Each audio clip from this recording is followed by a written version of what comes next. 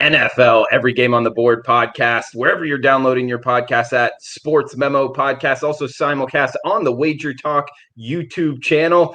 The only guest for today's episode, and then I will be the analyst in the back half at Minty Bets on Twitter. Minty Bets, welcome in. How you feeling? I'm feeling good. Excited for week 4. How are you feeling, Drew? I'm excited for week 4. NFL's been fun. It's been fun to bet at each game. It's been fun in the Circa contest with Kelly and Vegas Proxy, who I know you know well. It's just been a fun time in the NFL, and interested to get your opinion here on these games, Minty. Yeah, let's get started, Drew. Thursday nighter, Denver at the New York Jets, 101-102, the rotation numbers, 8:20 Eastern kick, 5:20 Pacific, of course, on NFL Network. Minty, pretty much a pick-em price here. We are seeing some sports books with the New York Jets -1 at home, 40 being the total, but pretty much pick the winner in this one. Denver, New York Jets. What are you thinking? Oh, God, this is awful, but I would rather watch this than, like, the debate yesterday or something. But this is like choosing if I want to eat, like, a live insect or if I want 5 of them to crawl all over me. And I just, like, don't want to choose. Both these teams coming off a short week, one of them, Denver, traveling from west to east. So both teams have some major injuries as well. Neither of them have proven that they've been able to produce offensively. So I kind of, as low as this is, I like the under, but maybe I'd wait right before kickoff to see if it'll go up to 40, 41 or so, but it is just so low. Overs are cashing in like left and right in the NFL this season, but I really do like the under in this one. Yeah, and it's one of, if not the lowest total on the board, just sitting at 40 flat, and it's a nationally televised game, so a lot of times we will see over money towards the kickoff, so not a bad idea to kind of wait, maybe catch an extra point or two in your pocket. So we got the Sunday slate up next, Minty, 1 o'clock, and of course the 1 o'clock Sundays, they're loaded up here. We got 10 of them. Indianapolis at Chicago to kick off the Sunday card, 251, 252, the rotation numbers here. We got the Colts -2.5 on the road, 43.5 being the total in Soldier Field. Yeah, this is a little tough. I love Nick Foles starting for the Bears, and I'm sure Bears fans also have been waiting for a while for this to happen. So I think it was a good move on Nagy. So to be honest, I'm leaning the Bears catching points at home, but I wouldn't bet aside yet because it's going to be Nick Foles' first start in a full game this season, and we still kind of need to see how it goes. I don't doubt he won't do well, though. Phillip Rivers and the Colts have won and covered in the last 2, and I don't like betting on Phillip Rivers. We can always expect a turnover or some sort of like Phillip Rivers meltdown, but I might like the under here the most. I know a lot of games we've seen, again, have gone over, and I don't like betting unders, but I think that for the Bears, Tree Cohen's out, David Montgomery is out, or not out, but like he's fragile with his injury. So we shouldn't expect to see much of him. The Colts rushing defense is allowing the fewest yards per game at 93 yards. Colts offense is last in third down conversions, and the Bears defense is able to capitalize on stopping their opponents from converting third downs at like 31%. So this would honestly be a great teaser maybe if you want to bet the Bears in the under. I'm more confident in the under than I am on the Bears, though, because they are 5-1 to the under their last 6 home games. Nice stat there, Minty. So, maybe a little correlated play there with the Bears in the under. We are seeing that, 43.5 right now. So we got next game up here, 253, 254, New Orleans, your New Orleans Saints, Minty, at the Detroit Lions. Seeing the Saints -4 road favorites here, 54 the total. My poor Saints. I'm perplexed as to why this team cannot get it together, but I do kind of like the Saints to bounce back here. They know what they're doing wrong, and they can be much better. Michael Thomas is eyeing a return, and I think he was at practice this week, so that's pretty big. Alvin Kamara looks amazing as usual, but I fear he's going to get gassed early, being used so much. And I'm scared he's going to get injured. So, I mean, Drew Brees looked almost like his old self last week against the Packers, but we see that he can't really throw as far anymore. I don't know what's going on with him. Defense just needs to step it up, and they will, plain and simple. I like the Saints to win and cover here, but I'm not betting it because I will always jinx it when I bet the Saints game. Okay, so stay away. Yeah, if it's not working in the past, it's kind of something for all sports bettors out there, Minty. Stay away from the stuff that isn't working and keep betting the stuff that is. Stick to what you Yeah. know. I know you know the New Orleans Saints, but if you're not winning with them, that's not a bad thing to do to stay away. We got another 1 o'clock kick here. 255-256 Arizona at Carolina. 51.5 being the total. Cardinals -3 in the hook on the road. This is a team that, hats off to. You called them week one. I was on the wrong side of that against the 49ers. Not only did they cover as a touchdown underdogs, they win outright. So props to you on that and betting a money line. But here, now they're favorites on the road, -3.5 here against the Carolina Panthers. You liking the Cardinals again? I do like the Cardinals again. I'm so salty from the Panthers win over the Chargers last week because I had the Chargers. But I'm so happy for Teddy Bridgewater because honestly, he's such a talented player, and you can only tell that he's just a good guy. And I root for those kinds of quarterbacks. I feel the same way about Kyler Murray as well. I look for the Cardinals to bounce back on the road here. They struggled defensively last week against the Lions, but the Panthers also look good against the Chargers. So I don't really know. This team confuses me, but I think the Cardinals are the better team here. Offense is explosive. I like Hopkins and Fitzgerald against this young Carolina team in the middle of rebuilding. So the Cardinals are 4-1-1 against the spread their last 6. They're also 7-1-2 against the spread on the road as well. So yeah, Cardinals. Yeah, nice stats there pointing towards the Cardinals. And we've seen the market pretty much stay steady at 3.5. We got Jacksonville at Cincinnati up next. Jacksonville is an interesting case study here, Minty. They got off to the hot start, covering both games out the start, and then we're at home against the lowly Dolphins and lose on Thursday night outright. It was just kind of perplexing to me. But we got 49.5 being the total. This one in Cincinnati with the Jags taking on Cincinnati here. -3 is Cincy at home here. I don't know. This is a tough one. What are you thinking? This is a tough one. Bengals are coming off their tie against the Eagles, and the Jaguars, like you said, coming off an embarrassing loss against the Dolphins. But the Jaguars are 4-1 against the spread as dogs. Cincy's offensive line just cannot protect Joe Burrow, and I think that's the key to why the Bengals can't come out with a win yet. They've covered 2-0-1 against the spread so far this season, but they're always so close to not covering in all those games. I think I might trust Minshew and the Jaguars in this one more if I had to bet it. Maybe I would prefer the line to go up to 3.5 in my favor of the Jags 4. I said it last week and I'll say it again. The Bengals need to protect Joe Burrow and stop the run on defense. That's the only way they can even start to improve. And if they don't get it done soon, then it's like too late for them this season. But it's not like we were expecting a lot from them this season anyways. So Jaguars, and I might like the under here as well.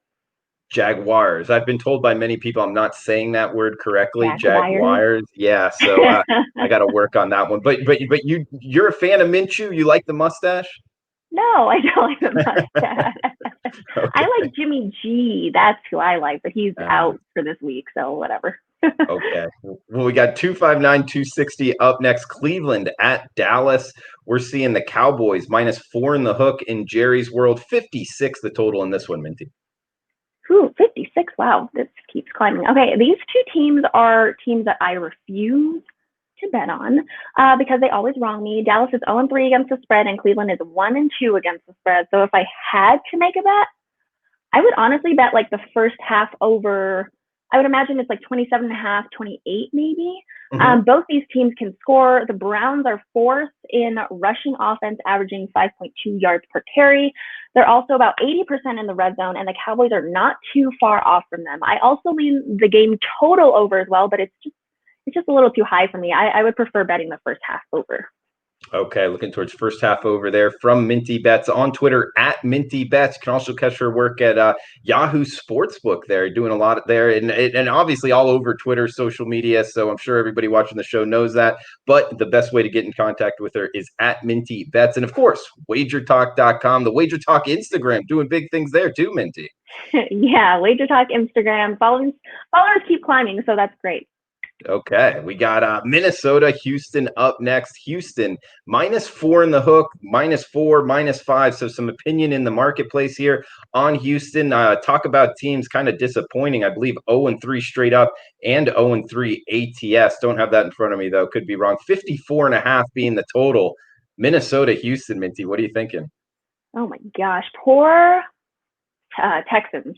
The Texans have had a rough schedule, and it's making them look bad. They played against the Chiefs, the Ravens, the Steelers, and now the Vikings, who aren't super threatening.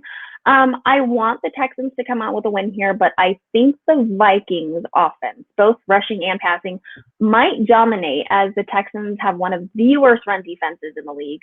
The Vikings are really no better, allowing the second most scores against their opponents.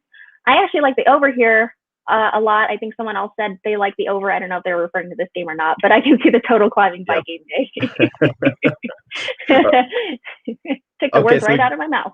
Yeah, 54.5. The market's pushed it up from 52 to 54.5. So, that's what's out there right now. We also got Seattle and Miami, Minty, 1 o'clock Eastern, 263, 264, 53.5, -6, -6.5.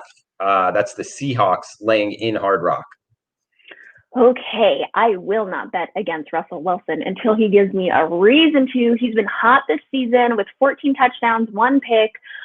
Fitzpatrick also didn't look bad last week, but let's not forget it was against the Jaguars. Miami's defense ranks 10th in scoring, allowing 21.7 points per game, but their pass and rush defense is awful.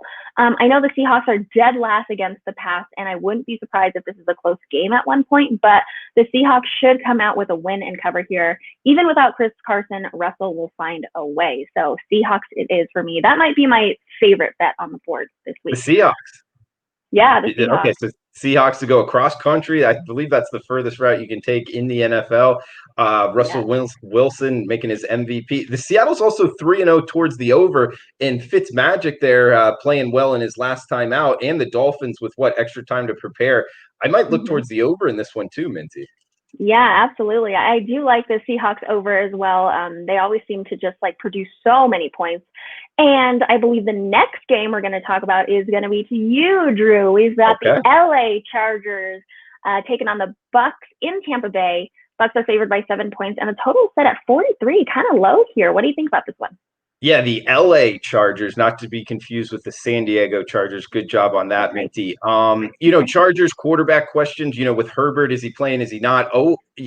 In terms of their over-under this year, a big under-trender here, even going against the Chiefs, 3 unders, no overs. So I would look for that to kind of continue. And talking about Tampa Bay, Tom Brady going into a new offense, we saw out the gate against your Saints. It was kind of a tough go for him. But since, and I kind of thought this would happen, Tom Brady obviously knows football very well, and it seems like a very smart guy. And we've seen their offense kind of clicking a little bit more of late. So looking at Tom Brady being more comfortable, 3 touchdowns, no picks last week, it's tough not to kind of be trying ways to find ways to bet the Bucs here. It's just the 7 and the hooks mostly out there now. I would rather, obviously bet 7 than 7.5. So maybe if it gets down to 7, I'm interested. If not, I'll probably lay off of this one, Minty. Right. And so speaking of the Bucs, how do you feel like they've done so far this season? I mean, they had a lot of hype around them and they were expected to be Super Bowl contenders, but do you think they're there yet? I mean, I guess an outside chance at it being there. They have kind of the star power in the names. It's just, are they going to be able to pull this off? I think it's still to be determined. I can't tell you, for sure. They have the quarterback that's proven it. They got the star names. It's just, and I feel like the defense, it can pull its weight as well. So do they have a chance? Yes. But I mean, they wouldn't be my pick to overtake the Seahawks in the NFC, anything like that. Ooh, yeah, I like that. All righty, next game up, we've got the Ravens, a favorite of 13 points at the Washington football team, over under 45.5. This might be a good teaser, no? I don't know. Tease down the Ravens? I don't really know. I don't do teasers that much. But, wow, Ravens, 13 points, that's a lot. It is. I'm not really interested in laying double digits in the NFL. However, going up against the Washington football team, not only my favorite name team in the NFL right now, but Dwayne Haskins was kind of a fan of him in college, and he really hasn't taking the step up here in the NFL, learning the offense, feeling comfortable. It's almost like you can kind of tell he's still not comfortable in this offense. And sure enough, 3 picks last week. So it's tough to say, this is the spot where he's going to play a lot better. I don't like that type of profile of bet, especially when it's against the Ravens defense. So Baltimore snapping that 14-game regular season win streak just on Monday night, a couple nights ago, is something to kind of, I think, bring into your handicap here. One, because now it's a short week, having to play Monday Night Football and go on the road. That's usually a situation where I look to fade. Now you're adding on the fact that they're having to win by more than 13 points. I think all of the kind of categories that I tend to put more emphasis on in NFL betting are pointing towards the Washington football team. But it's just Dwayne Haskins not feeling comfortable in the offense is something keeping me away. Gun to head, I would be on the dog here, Washington football team plus the 13. And I won't say any more because I believe I was able to say the Washington football team now 4 times in that analysis. Yes, I don't think I heard the other team name at all. So great job, Drew. Lean into Washington as the dog, catching 13 points. Good one. Okay, next up, we've got the New York Giants at the LA Rams. The Rams are a 12.5-point favorite. I can only see this climbing, really. Total set at 48. What do we think about this one? Crazy.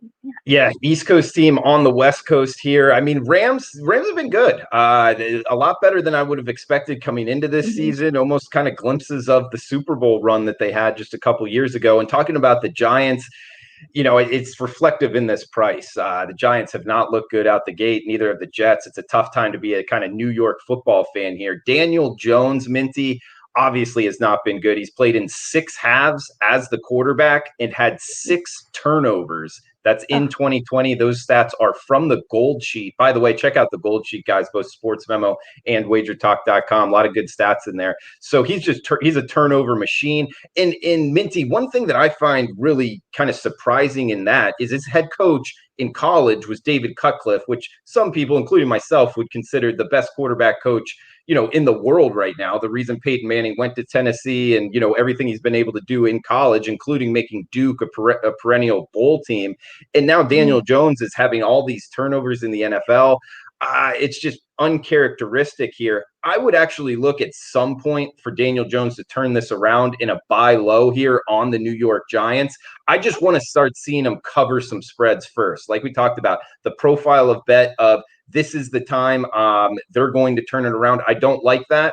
I would rather him turn it around and then catch him on the upswing. That's what I'm looking to do with the New York Football Giants. It's just this week I'm not going to be on them with my money. Okay, no problem. Would you say Daniel Jones is the new Jameis Winston this season? I'm not ready to say that. Daniel Jones, he's a Duke guy that, obviously like the IQ you would think is there and seems to carry himself well. Jameis Winston, I mean, the crab legs, the standing up on the table, saying things like eating W's, yeah. But in terms of like turnovers, remember he was like 30 for 30, right? 30 picks last season? Yeah, I mean, he was like defensive MVP at the quarterback position. It was pretty ridiculous, but I guess he's trending that route. But for some reason, I'm kind of a believer in David Cutcliffe's guys, so that's what I would look for. All right, staying positive. I like it. All right, next game up, we've got the New England Patriots taking it on the road to Kansas City. The Chiefs are favored by 7 points right now, and the total is set at 53. This one is a tough one, Drew. I'd like to hear what you have to say about this. Sure. And we're talking Kansas City here, the big Monday Night Football win. I don't know for sure, but I'm guessing the most tickets written on any game here in the NFL to date. It was the number 1 versus number 2 power ranked teams in the NFL, and they look good on national television. So I think you're kind of paying a tax here, laying a full touchdown. Now, granted, they are at home, but it is a short week here with the New England Patriots having the extra day here to prepare for this matchup. I do think that really helps Bill Belichick and Cam Newton. Remember, it's his first year in this system. Any extra preparation time, I think, is a huge plus here. Plus the fact Cam Newton is starting to look really good in this offense. He's running around. He's making plays with his feet, which is something I look to bet on the New England Patriots. I have their season win total over here, and I'm feeling comfortable in it. And this is a tough game. I like the New England Patriots. Out of all the games we're talking here, this is the game I like the most. New England +7, which is available across the marketplace right now. That's the bet I like. I would also sprinkle some on New England to go into Arrowhead and come out with a straight up victory, Minty. Wow, that is bold, Drew. I kind of lean the Chiefs here. I feel like Cam Newton is definitely improving and he looks so good out there, but I feel like he's also carrying this offense on his back. I mean, like, he does a lot of footwork, and so that's where I kind of get worried as I feel like the Chiefs might pressure everyone else, and Cam just has to scramble out of the pocket and do things himself. But I don't know. If it was a little bit more like 9.5, then I would take the pass. But now I'm leaning the Chiefs. I'm opposite of you, Drew. Sorry. well, in Minty, one thing to point out here is market movement. Remember what Kansas City looked like in the biggest game in the NFL, most likely so far to date. I wouldn't be surprised if this maybe gets a tick back up to 7.5. So it might, the extra hook on the 7 is always important. Definitely looking at that line here. Okay, so next we have the Buffalo Bills, a favorite of 3 points, versus the Las Vegas Raiders here in Las Vegas, Nevada. Total set at 52.5 is what I'm seeing. This one is kind of tough too. I don't know who I lean. So Drew, take it away. Yeah, and we've seen Las Vegas, in that opening game. That was awesome. Unfortunately, it was against the Saints, but they looked really good in Allegiant Stadium. I don't know how much of that was just kind of that matchup in the gameplay, the way that the ball bounced that day, and how much maybe there is a home field advantage here for the Raiders. I tend to think, especially in the NFL, there isn't a band. The quietness. I'm not so sure that home field advantage. And I've asked a lot of guys that we work with, Minty, Teddy, Brian Leonard, in terms of home field advantage, what they're factoring in. And it seems like a consensus out there is 1, maybe 1.5.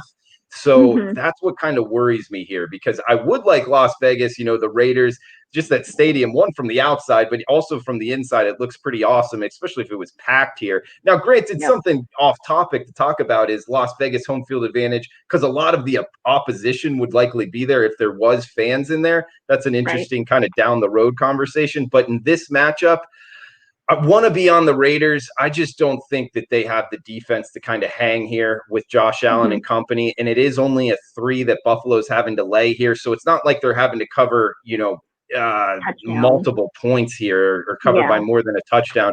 Really, in a lot of fashion, and in games in the NFL, land on 3 more than any other number. But if it's 3 or under, you're really kind of more picking the winner than anything. And if you made me pick it, I would be on Buffalo.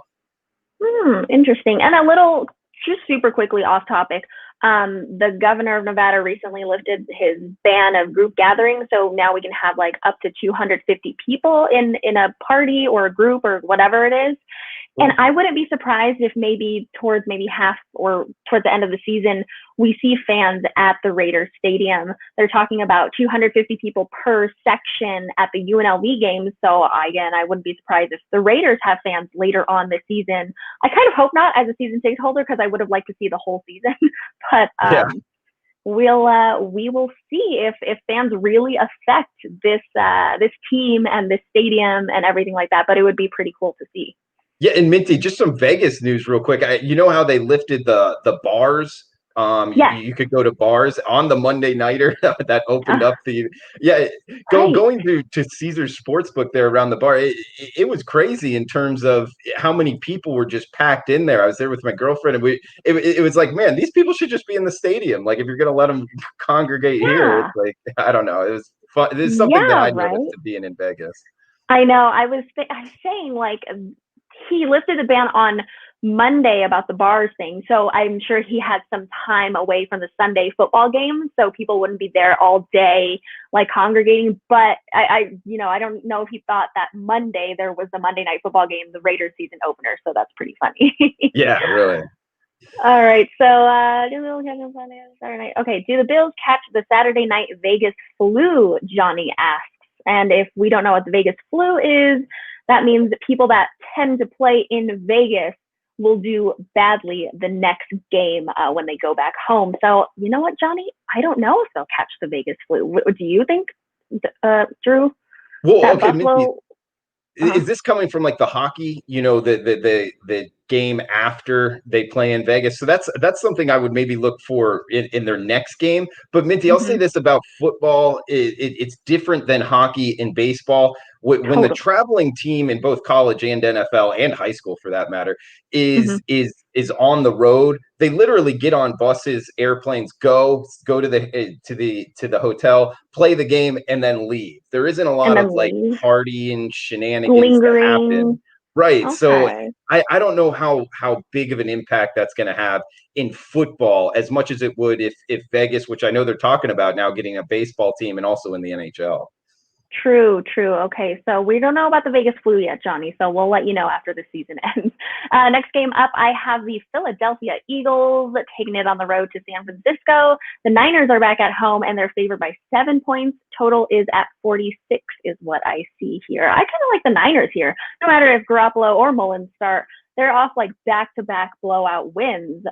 So curious to hear what you think about this one, Drew. Yeah, I mean, San Francisco is as banged up as they are. I mean, I think that this line speaks volumes of Philadelphia and how bad Carson Wentz and company, that offense, has looked here. Just asking him here to stay within 7 of a very injured San Francisco team. 46 being the total. I really don't have a strong opinion on the Sunday nighter. I would kind of tend to really watch this injury list for San Francisco. If they get a bunch of their big names back, I would look to kind of lay it here with San Francisco, just because Philadelphia, I mean, the NFC East really hasn't looked that good as a whole, but especially the Eagles here, very disappointing this year. Super disappointing. Yeah, they're doing a lot worse than I thought. I thought they maybe had a chance to kind of like go head to head with the Cowboys here, but it looks like the Cowboys might be the best one in that division right now. But we will see. All right, for the Monday night football game, we've got the Atlanta Falcons at the Green Bay Packers, also favored by a touchdown. 7 seems to be the key number this week. I feel like a lot of teams are favored by 7 points here. And the total is at a high 56.5. Why did I write 56.6? All right, take it away, Drew. Talking about the Atlanta Falcons, I mean, I still can't get over that onside kick that happened to them a couple weeks ago, and sure enough, just hasn't been a great start here for the Falcons. Although they do have the talent, especially in the offensive passing game, just the offense in general, their offensive skill positions. So at some point, I wouldn't be surprised if they turn it around. But going on the road against one of the best quarterbacks in the NFL, and Aaron Rodgers, who, talk about a chip on your shoulder, Minty. I mean, I believe it was Dave Koken, one of the handicappers, did a show with. He said, the best pick of the NFL draft so far was Jordan Love going to the Green Bay Packers because it motivated Aaron Rodgers so much. And I didn't think about it before, but it makes total sense here. He's playing with it, lights out, and only having to lay now 7 at some of the sports books here. It would be the favorite or pass at home in Lambeau. Absolutely. Ever since Dave Koken said that, it has like stuck with me, and I should have listened to him when they played against the Saints in New Orleans, even though I didn't really bet that game. But yeah, he's doing amazing, Aaron Rodgers, and he's got a couple years left in him, so I don't think we'll see Jordan Love on the field anytime soon. But yes, I agree with you with the Packers, and possibly the other Monday night game or a Tuesday night game, I'm hoping, is going to be the Pittsburgh Steelers, favored by 1.5 against the Tennessee Titans. This is in Tennessee. Total is set at 47 here. Thoughts, Drew? Well, one, I hope it's on Monday night, because I think the NFL should do doubleheader on Monday night every single Monday, an East Coast and a West Coast, instead of having 10 games at 1 o'clock on Sunday. Not really sure what's up with that and why they haven't kind of, I don't know, gotten to 2020, or actually in the future here, 2021, let's call it. Talking about the play on the field here, Minty. Mike Tomlin, 10-1-1 his last 12 games as an underdog. That kind of just caught me off guard here. I figured that would be more mainstream of a stat, but does make me want to bet Pittsburgh in this price range. Now, granted, it's kind of off the board here. I know it was -1, +1. I'm not really sure what it's at right now, but if it does go off as Pittsburgh as the underdog, that would that would be a stat I would consider. 3-0 this year. Big Ben talking about here. He's, off the start here. talking about Ben Roethlisberger, I wanted to see him kind of perform off of the injury, and he's passed the eye test. So therefore, I think the Steelers, well-coached team here, are bet on more than fade. And Tennessee Titans, still question marks going forward. So if this game is played, I would look to be on the Steelers, Minty. I love it. Okay, I have a stat from you from Ralph Michaels that I have been following all season long so far. The Steelers on the road as away favorites are 2-10. This isn't really that updated. 2-10 against the spread, but they're also 2-10 over under. So Tomlin and the Steelers are basically. They hit the under a lot as away favorites, and I'm looking to bet the under in this one. And it's up pretty high at 47, so I would like the under in this one. I remember I took them against now I don't remember. I'm not even going to try to look stupid and think about the team that they played against, but it's been a moneymaker so far when they're an away favorite. So I think that wraps it up for this podcast for week 4. Drew, take it away with our ending credits here. All right. At Minty Bets on Twitter, at Drew Martin Bets on Twitter. Guys, make sure to check out WagerTalk, sportsmemo.com, $9 Monday, $2 Tuesday. If you're watching on replay, feel free to leave a comment below on the WagerTalk YouTube channel. This is the NFL Every Game on the Board podcast. You can also find the college football Every Game on the Board podcast wherever you're downloading your podcasts at Sports Memo Podcast, also on the WagerTalk YouTube channel as well. So on your way out, if you could smash the like button, that does help us out. For Minty Bets, I am Drew Martin. Best of luck with your bets, guys. Thank you.